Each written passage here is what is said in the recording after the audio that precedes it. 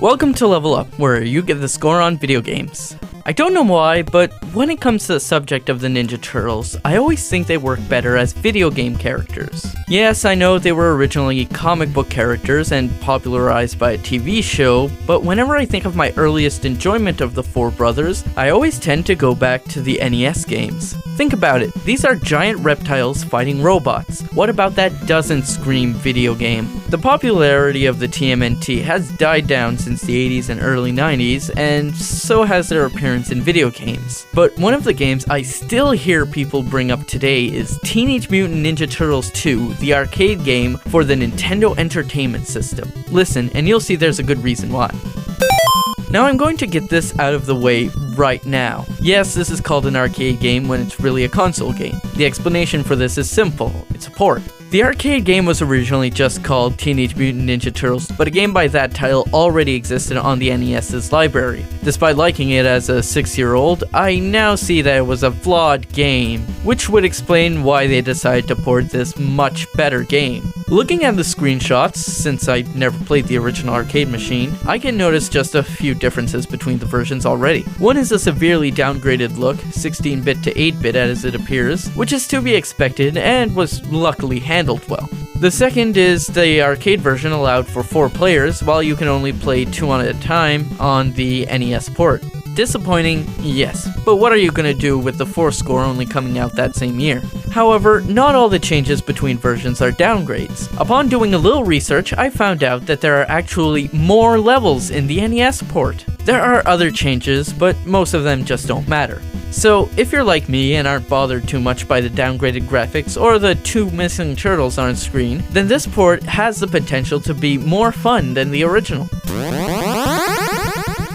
In true typical Ninja Turtles fashion, the main focus of this game is a stop/defeat Shredder plot, with of course the need to save April at one point. To do this, you need to beat up wave after wave of foot soldiers coming at you, by far the most common enemy. You also do have some Mouser units and other random robots, not to mention the boss battles, which feature known turtle rivals such as Bebop, Rocksteady, Baxter Sockman, and others, so don't think that'll get too boring. Even the foot soldiers themselves aren't that dull, since they come in a noticeably different colors and have different abilities. Some wield weapons, while others can jump or have better endurance. All this to say, don't think you'll get bored by the beating up of enemies.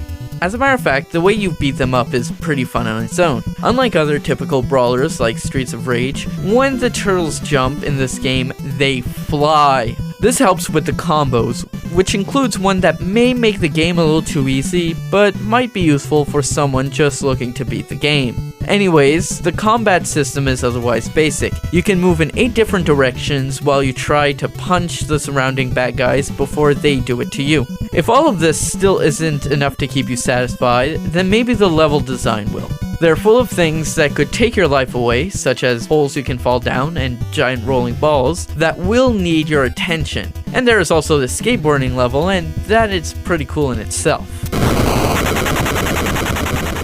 Like I said when I started, this game is a classic. On the surface, its music is kicking, the graphics are okay, and there's generally nothing to complain about. Playing the game itself is just a joy. Easy gameplay that's always familiar, but with enough of a challenge to keep it interesting. It also has really smooth style and is well paced.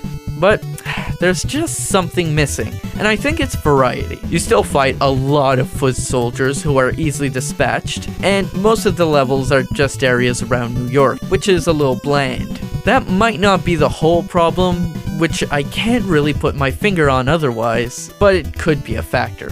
Anyways, this game is still great. If you haven't played this, I am ashamed of you, but seriously, go find a copy. It's apparently coming out to the Wii Virtual Console soon too. I give Teenage Mutant Ninja Turtles 2, the arcade game for the Nintendo Entertainment System, 9 levels out of 10. I'm Leo Melanson, and now you know the score.